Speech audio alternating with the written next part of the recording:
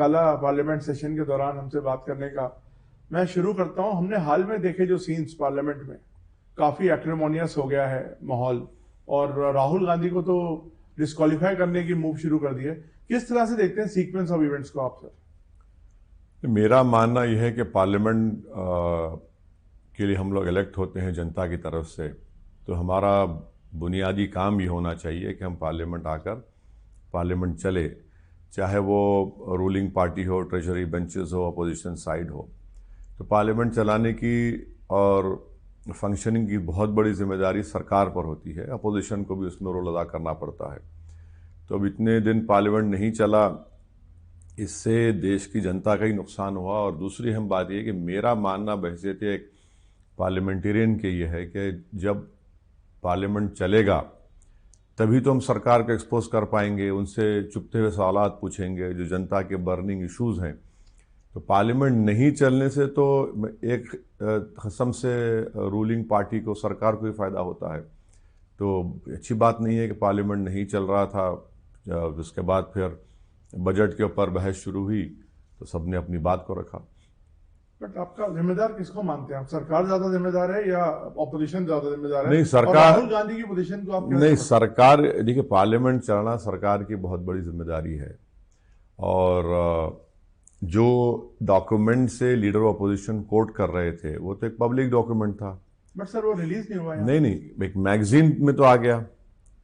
तो सरकार कम से कम ये बोल सकती थी कि ठीक है किताब नहीं छपी वो मालूम, मगर जब, और वो ये जो एक्सर्प्ट्स है उस किताब के जो उस मैगजीन ने छापा है वो तो 1 साल 1.5 साल से चल रहे हैं, मैं खुद पढ़ा हूं उसको, तो नई बात नहीं थी। तो सरकार खड़े होकर बोल सकती थी कि भाई उन्होंने गलत कहा है, आप उसको डिनाई भी नहीं करते। जो जनरल साहब ने जो लिखा है उसको आप डिनाई भी नहीं करते, और फिर आप मामला कुछ और एक लेवल पे चला गया।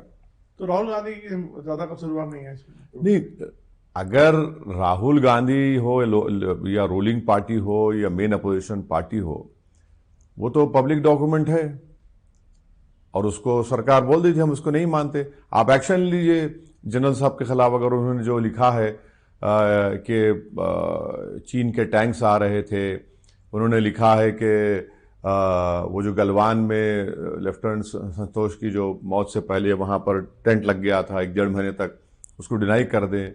और देखिए तीसरी बात जो जनरल साहब लिखे हैं वो, इसका मैसेज क्या गया है पूरे अतराफ में, पूरे वर्ल्ड में, दुनिया में, साउथ एशिया में, कि चीन के टैंक्स आ रहे और मैं अपनी सरकार से पूछ रहा हूं। यानी अब इन लोगों को क्या मैसेज जाएगा अतराफ के जो कंट्रीज हमारे, खासतौर से चाइना और पाकिस्तान को या वेस्टर्न कंट्रीज को, कि भाई फौज कुछ नहीं करेगी जब तक पॉलिटिकल लीडरशिप कुछ ना उनको बोले ना करे। तो ये एक बड़ा ही ये बड़ा अहम पॉइंट मुझे लगता है कि जो हम लोग उस पर गौर नहीं कर रहे हैं। सर 2 चीजें, स्पीकर के खिलाफ नो कॉन्फिडेंस मोशन लाना और दूसरा डिस्क्वालिफिकेशन या प्रिविलेज लाना राहुल के खिलाफ, इसको किस तरह से पर्टिकुलरली आप देखिए? ओम बिरला साहब के साथ जो पिटीशन दिया गया है उसमें मैं सिग्नेचर ना मुझसे पूछा गया, ना मेरी को सिग्नेचर उस पर है, और नहीं मालूम उसके ऊपर क्या होगा। अब रहा सवाल डिस्क्वालिफिकेशन का, तो जाहिर है वो प्रिविलेज कमेटी को जाएगा, और मेरी नज़र में उसमें ज़्यादा दम नहीं है उस प्रिविलेज कमेटी, उस प्रिविलेज मोशन में। अब ये दे दिए हैं मगर उसमें ज़्यादा कुछ होने वाला नहीं है।